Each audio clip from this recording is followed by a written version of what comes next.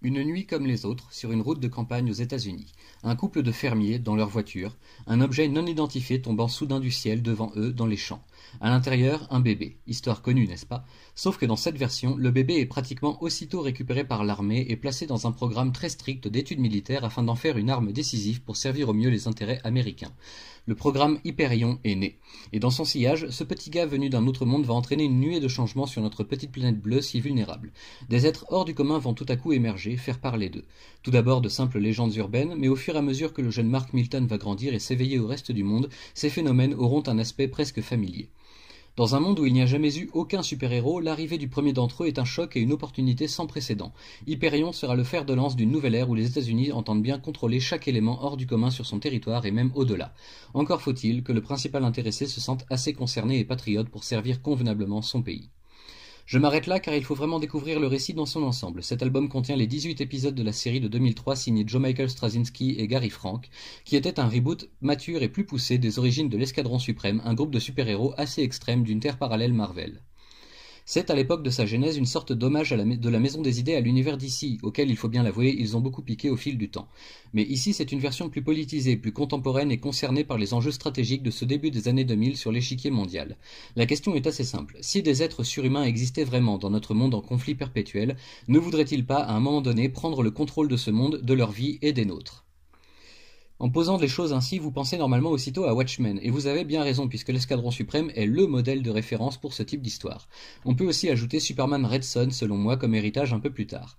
Des êtres tout-puissants qui décident de prendre en main le destin de la planète sur laquelle ils vivent et combattent le crime sous bien des formes, de retourner la logique contre elle-même.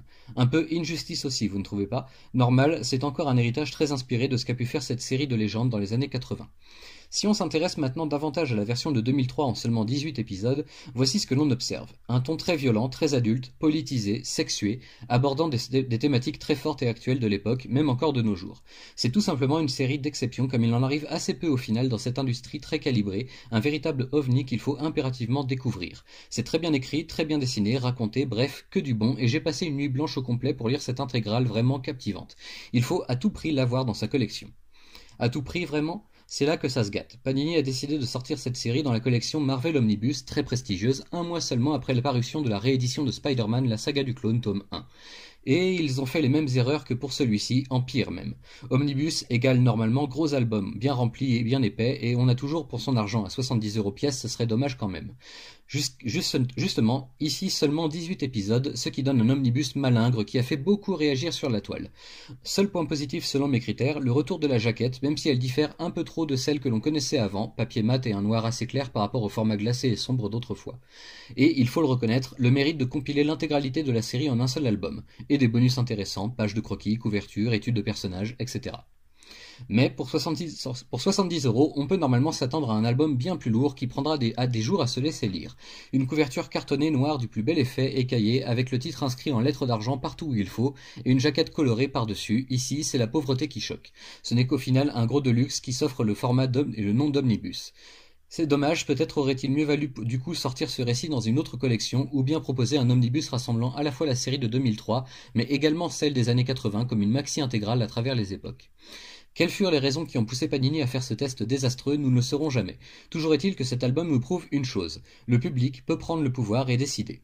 Grâce à la polémique autour de cette parution, Panini a accepté de revoir sa copie pour les futurs omnibus, et le fameux prix de 70 € intouchable a été sacrifié au profit d'un coût adaptable en fonction du nombre de pages réelles.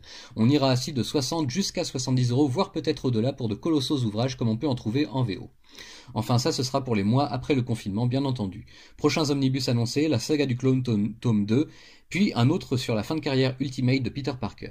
On ignore encore les dates précises et c'est bien normal au vu du contexte actuel, mais ils sont déjà disponibles en précommande sur les sites spécialisés comme Original Comics qui nous tient toujours au courant de l'avancée de ces dossiers. Merci à eux. Vous l'aurez donc compris, c'est un omnibus à la fois unique en son genre et en même temps assez décevant si on le compare aux autres. Je pense qu'il faut avant tout voir le potentiel de la série, de l'histoire elle-même, et tâcher de ne pas forcer la comparaison plus avant. Et c'est ça et ce restera toujours un album à part, de par son contenu et sa condition matérielle. Il convient donc de le traiter comme tel et de faire la part des choses, tout en gardant à l'esprit qu'il aura au moins permis de changer beaucoup de points sur la relation entre le public et l'éditeur. Un album malheureux mais historique à plus d'un titre, j'espère que vous aurez l'occasion de lui donner sa chance, mais peut-être à un prix plus raisonnable sur le marché parallèle, on a toujours le droit de rêver.